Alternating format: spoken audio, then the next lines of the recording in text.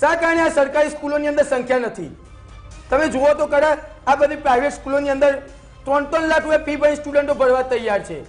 શા કારણે સરકારી સ્કૂલની અંદર આચાર્ય દારૂ પીને શિક્ષિકા હોય કે વિદ્યાર્થીની હોય એની છેડતી કરે છતાં આપણી સરકાર મૌન થઈને બેસી રહે છે. જી જી જી. શા કારણે? પછી કહો કે અમે ભણશે ગુજરાત, ભાગશે ગુજરાત. શું આમ ભાગે? આ રીતે ભણશે તંબુરો ના ભણા. આ બહુ બિલકુલ, એટલે કે આમાં ખરેખર શિક્ષણનું પ્રમાણિક નહીં.